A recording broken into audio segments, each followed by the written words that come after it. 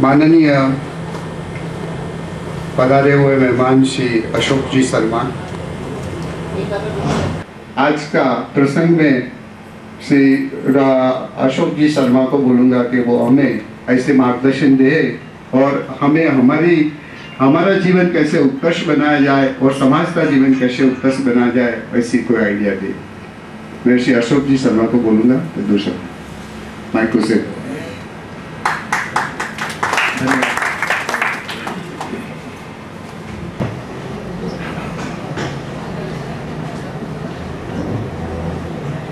हरिओम साथियों,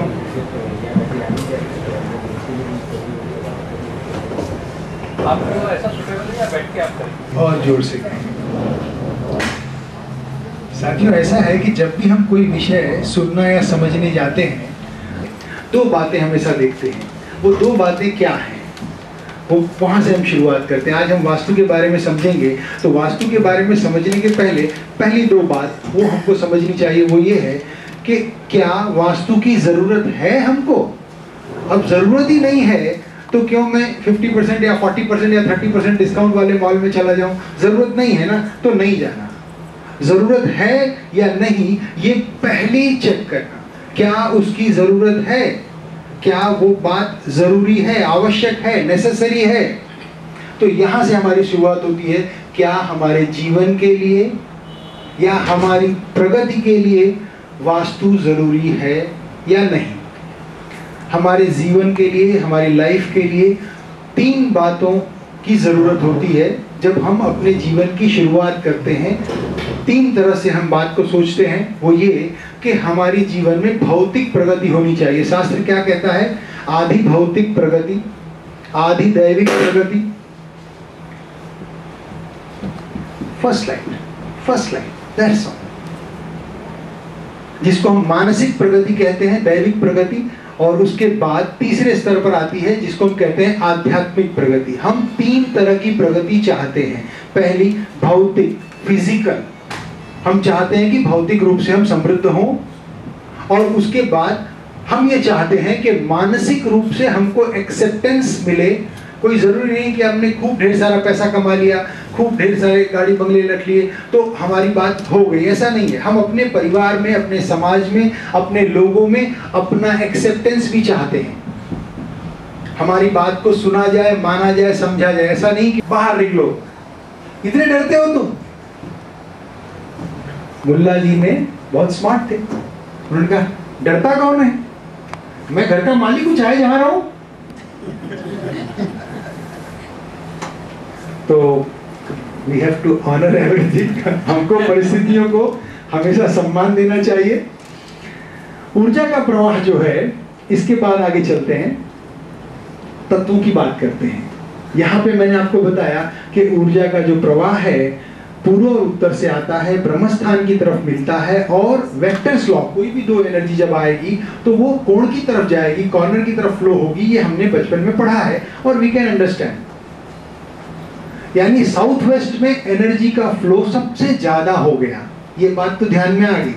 अभी हमने जो न्यूज़पेपर में पढ़ा होगा कि साउथ वेस्ट में मैनेजर को होना चाहिए, डायरेक्टर को होना चाहिए, सबसे बड़े आदमी को होना चाहिए, या भारी सामान होनी चाहिए, तिजोरी होना चाहिए। ऐसा पढ़ा है ना, बहुत बार सुनने में आता है। क्यों? क्योंकि वहां पर सबसे हाई एनर्जी जोन है, और चूंकि वो सबसे हाई एनर्जी जोन है इसलिए वहां पर बहुत सारी बातों को ध्यानपूर्वक किया जाना चाहिए, बहुत ही संभल के करना चाहिए। वो बहुत ही सेंसिटिव पार्ट हो गया वास्तु का।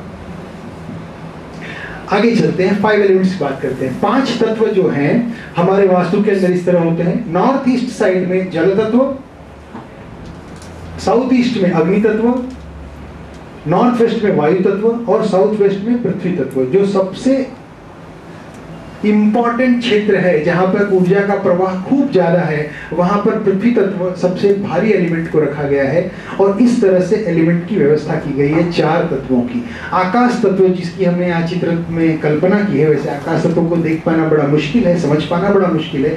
ये हमने ब्रह्म स्थान में रखा है या नाभिकीय स्थान में रखा है, और आकाश तत्व को समझने के लिए आपको थोड़ा सा स्पिरिचुअल एंगल में जाना पड़ेगा, मेडिटेशन या इंट्यूशनल पावर को बढ़ाना पड़ेगा।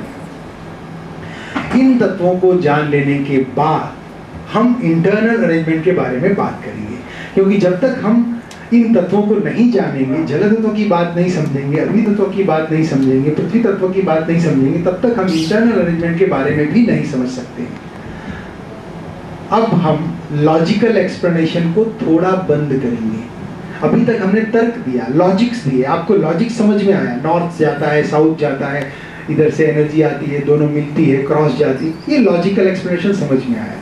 लेकिन लॉजिकल एक्सप्लेनेशन से अभी हम अपने घर पर नहीं जा सकते। तर्क द्वारा आप घर पे जा सकते हैं, अपने घर के बारे में विचार कर सकते हैं? नहीं कर सकते, वहां जाना पड़ेगा आपको। हम इस समय एजम्पशन का उपयोग करेंगे, विकल्प करेंगे, जिसको कहते हैं ना कल्पना, विकल्प।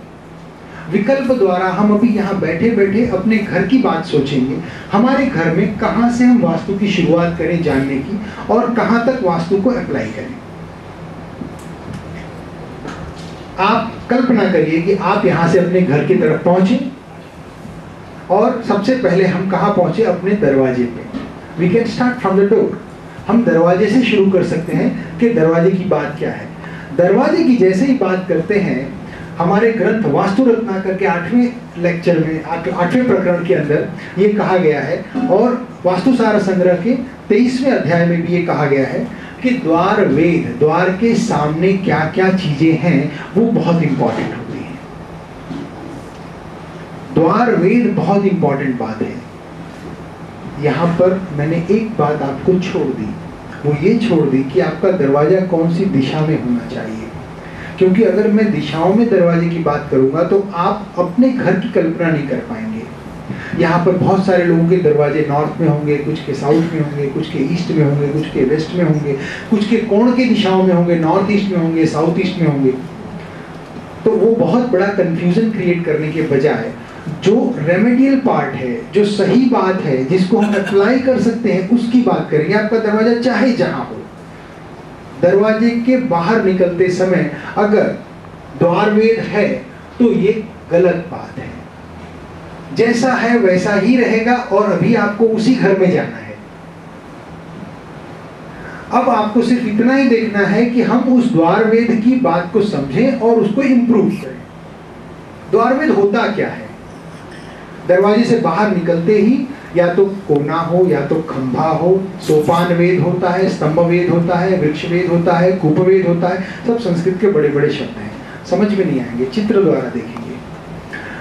दरवाजे से बाहर निकले और चढ़ती हुई सीढ़ियां होती हैं, उसको सोपान वेद कहते हैं। बहुत बार घरों के सामने चढ़ती हुई सीढ़ियां होती हैं,